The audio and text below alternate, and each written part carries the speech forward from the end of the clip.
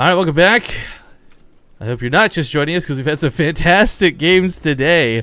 And this series has been no exception. I gotta tell you, we might talk about that Lingal in a little bit negatively, but I thought it was a great choice out of Byul. And we'll see if it says keep it up for this game or change it up. But guys, we had a sub just before the map intro. Dally-Cat, welcome to the family. And Higo also coming back. Higo, long-time viewer, but hasn't been around for quite some time. Nice to see you, man. Alright, getting back into this though. Spawning the top left corner of the map from Incredible Miracle, the eOnZerG player, Byul. The bottom right, as the red Protoss, it is Samsung Galaxy's Stork. So someone had approached me about trying to write some fan fiction about our tournament, not like gross weird stuff, but like just stories for each of why they're here. And I thought it was kind of a cool idea. One of the ones that was suggested was Byul is competing for the money to save his team. It was kind of like this story akin to like a dying grandma, and he was trying to get the medicine to save her, but instead like he's trying to save Incredible Miracle by winning this tournament. I thought it was kind of hilarious. We've seen so many funny Byul related things too. Like you linked me the Wrecking Byul thing someone done with the Miley Cyrus video. Yeah, I was afraid that Byul would like kind of take it like offensively, so I deleted him from the I deleted his mention. Yeah, no, it's funny because who was it? Todd actually had pointed out the whole Wrecking Byul thing, and for those who didn't see, Byul responded with like, "Wait, why am I Wrecking Byul?" Question mark. Yeah, and I think if I just showed the picture, because originally it was just a picture. I even saw like the old Reddit thread, but it wasn't, the image still wasn't there. I think it would have been okay, but considering like it was the entire like video 30-40 second clip where she was like naked half the time, I was like, maybe not. Tell you what, give me the weirdest. You know what? Never mind. We'll stop right there. But Stork this time, he's gonna have a wall you can actually work with. This map, King Sejong Station. Okay, it's still a little bit wider than most, but at least it's doable. Huge problems in game number 1 with that Ling attack. I don't imagine we'll see a complete mimic of it, but he, once again, Life and Byul are both players who make great use of Lings. Yeah. I really, is Stork the only person who's allowed Foxtrot? Maybe there was another series that had Foxtrot. I think there was one. Somebody told me we actually did one in Group C, but at that point my brain was so frazzled, so I didn't really recollect it. What the heck was in Group C? Solar, TLO, Hearthstone. Was that MMA? No, MMA was Group D, man. I remember that because my heart broke. But MMA. Oh, right, you're right. Yeah. Well, anyways, it seems like Stork, you know, at the very least, is the one who has chosen not to veto it the most. Question mark? Because it's happened twice. It just seems so odd, especially as a Protoss. Like maybe Tan can get away with it. Well, let's not forget. I mean, Stork. We can't really discount him for weird decisions like this because he did just 2-0 out of his group for GSL like nobody's business. No problem, but that didn't have Foxtrot in the map pool. What was cool about this too, by the way, guys, I had expressed concern with Stork, like, hey man, like I know you want to play my tournament, and I'm so glad to have you, but I noticed your group, you know, it's coming up on the same day as the finals. Will that interfere? And back then he told me no problem, and I didn't really understand why. I assumed he had simply meant that he was going to get home in time, not that he was going to truck through his group like nobody's business. I don't know. It has to do with the time commitment. If you have a time commitment in this tournament, you actually get through every group 2-0. You know, you're right. That seems to be the case. You know, Life, who almost couldn't make it today, no problem. Stork, maybe the magic will work out for him. I don't know. I'm still a little bit bummed we couldn't have Bomber here in the finals. He was definitely one of my favorites personally because big Terran fan. But the thing that's really nice, guys, is just while we get this a little bit of harassment back here, I want to give a big shout out to everyone who did make it to the round of 8 in the first place. You know, Supernova, Life, JYP, Solar already played through. We got Stark versus Byul, and Journey and Hyun still yet to come. I mean, this is like for me a personal dream come true. I know that there's probably better Koreans in some people's mind and different players that they probably would have loved to have seen, but quite frankly, I'm a big fan of all 8 of these guys. Totally stoked that they're here. For reals. And we are really hoping to get another one of these going, so who knows who we'll get in the future. Yeah, if we can ever throw another one of these, I would be absolutely thrilled to. I don't know, it's kind of like, will the hype live up to it? We got so many good players for this one. I gotta tell you though, if we ever did do something else in the future in Korea, you know who I would love to get involved more than I think anybody? Flash, Fantasy, TY. I know you're saying those guys, but Cure, man. He impressed me so freaking much in the IM Korea qualifiers. I can't even. Like, I fell in love with him. No homo. Yeah, it's it's just very hard to get in contact with Kespa managements. Yeah. Well, actually, just while we still get the passive opening here, guys, to give this story, people have actually asked me this several times. They're like, you know, Destiny, you had a problem getting Kespa players. How did you get all the players? I guess, like, I don't know if it got brought up on a filtered or whatever, but it's just a simple fact that we cast so many tournaments, we meet these players, we're polite, they're polite, so when we contact them, they've got no problem interacting with us. I mean, we really didn't get so many Kespa players. Well, no, but I'm saying, like, I've got contacts with a lot of Kespa players, but it's just that these are the guys we asked to play. I feel like we have the Samsung guys, right? It's not the only Kespa players? Original Kespa, I should say. Well, I mean, we got, yeah, these guys here now in the renovation Stork stuff. and Solar, right? Yeah. Yeah, those two, like, Samsung is the one that, like, have gone out of their way to go to foreign tournaments and then you branch off from there. You ask Solar, hey, do you know this person? And he's like, yeah, it gives you, like, their Skype contact. Yeah, exactly. I mean, so that definitely explains that. But it's just a simple matter of being polite, though, guys. It's not like we're like, hey, Solar, here's $50, give me someone's Skype contact, right? Like, I don't know what people think goes on behind the scenes, but it's just a simple matter of being, like, incredibly polite to people, and they're polite to you back. You know, the Canadian motto, as it were. Of course, of course. Now this game is finally starting to heat up. Obviously, it turned into a macro game, but Byul has a lot of lings on the way. The Phoenixes are an interesting choice, but they're going to be absolutely worthless in this scenario. Run, sentries, run! Force fields do go down. He's going to say 2 of them. One does get scumbagged out of the force field forts. The other 2 aren't going to be saved. He needs to lift! He needs to lift them! Whoa, the other one could have been saved if you lift, I'm just saying. You know what? I forgot about that. Yeah, you can graviton beam your own units. You'll see it rarely once in a blue moon, but... Well, that too. But there was only 2 lings. I was going to pick up the 2 lings, but you're right too. They could have picked up both sentries. Yeah, that's what I was thinking of more so. But okay, so the Phoenixes right now, guys, they haven't been doing a lot of harass. I mean, they picked up a couple drones so far. Now we got them going back. For Byul, this is why he could afford to go for lings. You know, he wasn't worried about an all-in coming.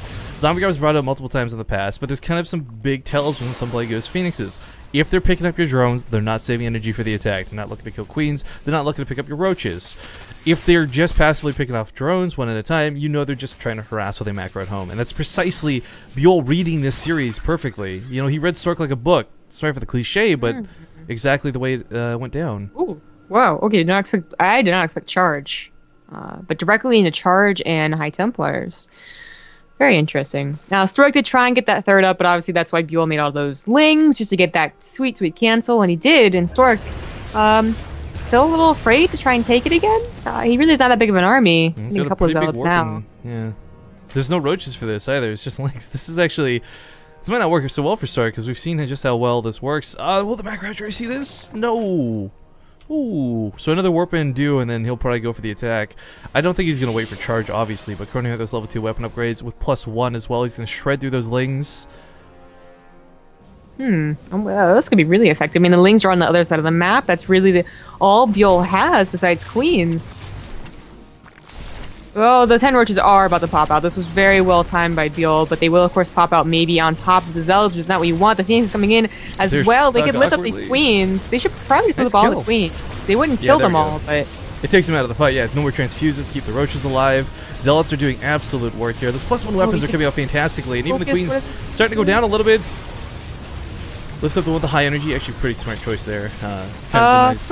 Stork is actually still warping in a lot of zealots. I mean, these roaches are doing the greatest job kiting, and all of the queens. Oh wow, Charge is in this fight too. Now we can actually connect to the roaches that are trying to kite him. This was something that would have been incredibly difficult to do, but this attack is working out pretty fantastically. Phoenix is still standing, lifting up the odd roach or 2. I mean, they don't need to do a lot, but they're doing enough. Stork is on 8k waves. This is why he's warping in just so much, and I cannot believe he's actually doing this. This is... These are 2 big blue balls that are gonna just wreck everything, and I didn't mean anything by that, but I mean seriously, Archons are so much more dangerous for these roaches. The bonus damage, the incredible amount of health they have, roaches are clumps, splash damage should be fantastic. He needs to pick up, because the Phoenixes are out of energy. You know, maybe they pick up if there's still five roaches in a queen or something. These guys didn't get lost on the way to the 3rd. Well, they're checking for a 4th, which is actually kind of a good thing that he said that, well, you don't even have a 4th. That's pretty good. Oh, he's got enough energy. Grab it up, be the queen. There we go. He's got a lot of queens, man. Like, your control, your loss works better than mine. Well, I mean, he takes a 3rd behind this. I do feel it's a little bit late. That attack was pretty scary, though. I mean, you got to consider, like, had that been like 4 less roaches, those Archons would have snowballed so hard. Oh, if he had a sentry. I'm surprised he didn't warp on a sentry with how much he was dedicating to it. Just force it off the ramp, Yeah. I don't know. Arthur it up. But he brings the warp prism back. Byul does not have vision of this, just barely once again. This seems so obvious to us, you know? Like, how could he not see that? But yeah, it's a one overload over there, please. But Byul maybe focusing a little too much on a potential attack? I don't really think he has enough use to attack. I like the pathing lens, by the way. The fungal growth will help clear up the warp prism a lot better too. It'll stop zealots dead in their track. Charge is cool, but if you're fungal, you're not going anywhere. So this is actually a pretty nice choice to go for here. This is so interesting that Stork opened charge High Templar Archon. Like, it's not completely unheard of, but I mean, we're seeing so many people open with Blink or Colossus. Like, very rarely charge Archon. Yeah, actually, you know what? It's just thinking back on it. You don't see. I don't think in this tournament we've seen a lot of Colossus in general. Surprisingly, yes, not a lot. I think Arsum the PvP. tried. Yeah, well, we had Arsum in that on Foxtrot, and then like the PvP, and that was pretty much it. But fungal growth and infestor's gonna pair up here nicely. This third base, I think it's gonna go down again. Too many lanes here. Oh, he recalls. Trade. Oh, well, he's still gonna get the fourth base, so he's gonna be able to kill the army, get the fourth base, lose his own third, but maybe that was okay. I don't know if that's good. I don't actually know if that's okay, because at this time, it's the third time he's rebuilding it. His economy still isn't where it needs to be. He's got 60 probes, cool, but he's not able to use a good third of them.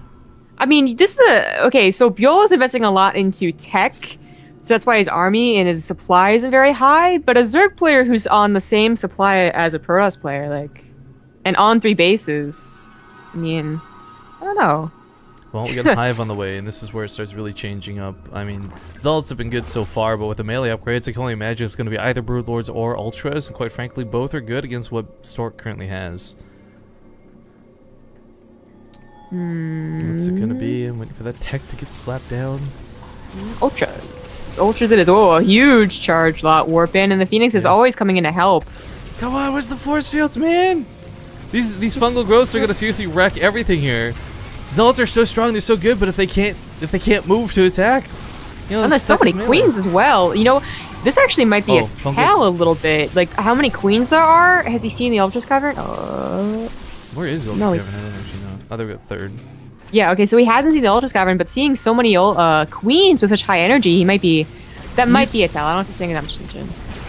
He's got a pretty good immortal count, though. I mean, there's been no roaches, so he hasn't overproduced them, but 3's pretty comfortable to have right now. And Archons already? Like, he's not... It's not like a... Again. Zombie go, no! We can warp in some force fields? No, maybe? No? It's gonna go down again. Okay, well, now this is a little bit worrying. Although, you know, Byul has never been given a fourth either, so they're consistently on what is supposed to happen, which is, you know, Zerg being up 1 base. Oh, you know what? That's actually a pretty good point, because Byul, he should have a bank. He's going to Ultras, and he's only going to be able to make maybe 3 or 4. And I don't even like the choice of Ultras. Stork has everything that you would get. You know, it's only, like, Ultras are only really effective, or... I shouldn't say that. Ultras are only that surprise effectiveness, like crush your army effectiveness, when it's like Blink Soccer Colossus. Yeah. Not immortal. I would have liked to have seen a reinvestment into that Warp Prism too. I mean, that was getting some pretty nice harass. Draw the whole army out, kill the 4th. Draw the whole army out, kill the 5th. I mean, that's kind of the way Stark's been playing it out. But that's kind of now he's moving towards that Death Ball stage. There's no storms, so I don't know why he's keeping these Templar alive. I guess worried about feedbacks. Yeah. Feedbacks the infestors. That's actually what's a lot of Byul is depending on, is in, you know, fungling the charge lots, fungling the army in a big clump so the Ultras can get us around. It's a pretty scary army for Stork, but Byul, his Ultras are about to pop out. You know, Stork attacked like a minute sooner, the Ultras popping out like... I don't know if the Ultras are going to be that big of a deal. It's hard to say. If they get a surround... This third again! Just take him to the 3rd, Stork. Should we call it the 3rd or should we call it the 7th? I mean, seriously. Oh, I didn't even get it canceled. This is like Doctor Who, guys. You know, it's just a matter of having, like, you know, the mothership right there. Would have been so useful. It was not ranged to recall. Yeah, that kind of sucks. If you bust on through, this is gonna be like that all in out of Stork, and this is not a situation I think he's comfortable with. I mean, you're down 1 in a series. You're forced to go for this attack. He's got the tools to deal some serious damage. You know, I think what is your Stork walk away? attacks into this. Like, yeah, I'm not sure why Stork ran away from that. Like, that was a choke. I mean, the Ultras would be going down. I thought that would have been really good. Even with a lot of transfuses, Immortals are not like, they're not like things like Zealots or Stalkers, guys. Their damage isn't consistent, it's bursty. This is okay too, though. I mean, he gets a 4th. Yeah. He still can find that same choke. More High Templars would have been awesome, though. You know, feedback more of the Infestors, but also the Queens. So here's what's kind of bugging me about Stork, right? This base has been killed umpteenth times, but we've never really had a full SimCity wall off here to prevent it. Yeah, to the left. Whether it's a line of gateways here, or whether it's a line of gateways up here. I mean, it's lings that are killing the base is what's got to be so frustrating for him, because it's not roaches coming into infinite shit. It's always lings and lings and more lings. Yeah. You know, if Byul was playing this, like if he was trying to end the game with an army rather than to get all of this tech, I actually feel pretty good about Stork. But unfortunately, he's going for a lot of tech. So not only ultras, but also the broodlords. And I don't think Stork has actually seen this. So he has nothing to deal with these corruptors and broodlords. That's right. I mean, the stalkers do have blink. So maybe the logic is you try and blink under them, right? Focus them down. We've seen that before. Maybe the Archons have the splash damage he needs, but that's a big maybe. That is a serious maybe. It all depends on the positioning. We've seen lots of Zerg players mess up the T3 control. You know, they go into a choke, the broodlords lag behind while they go and defend a base. Stuff like that always happens. That's what Stork's gotta hope for. Because he says, you know, even if he knew it was coming, does he even have the economy to get like Tempests? Probably not. Standard 23 minutes, debris plates being removed. No biggie. Okay, so you think a base over here. He heard you. Lings, or something. lings. I don't know. No! And these have adrenal glands! These have adrenal glands! More SimCity, actually, I think please. He might. No, he's... He actually pulled the probes into this. Oh, he's good. He's good. He's okay. Well, panic. yeah, the Zealot Warp is giving it. Yeah, those first couple got wrecked though. Adrenal gland lings, guys, against low amounts of units are so fantastic. You know, where force fields don't work, rocks certainly do, so this limits to where the ultras can come in from.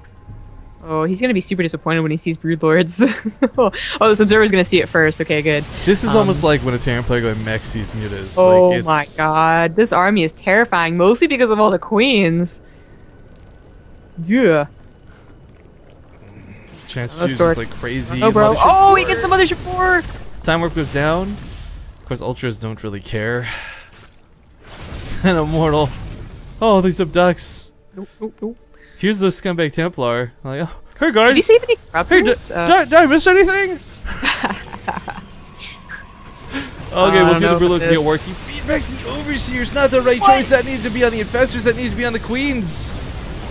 The ultras are going down. Oh, they would go down so much faster if these queens weren't here transfusing them. They blink forward into the broodlords, but they just get decimated. Oh my god. He'll clean up the ultras, but at the cost of everything else. There's just nothing to stop the broodlords. If he had any amount of anti-air, oh, he would actually avoid Ray. Even. Yeah, well, the queens are there. Yeah, the queens actually. Yeah, even at the point, but still, okay. He's starting to pick them off. I mean, there's not a whole hell of a lot, and when they haven't recharged, it's only one broodling at a time. So maybe he holds. Oh my god, with those queens, with those transfuses, the immortals are doing work, but... You can save the immortals! Oh no. GG. Byul will take the series 2-0. That's Zerg dominance! And so far we have a ZVP, and coming up is another PvZ. ZVT or ZVZ as the semifinals down here. One of the two. Alright guys, we're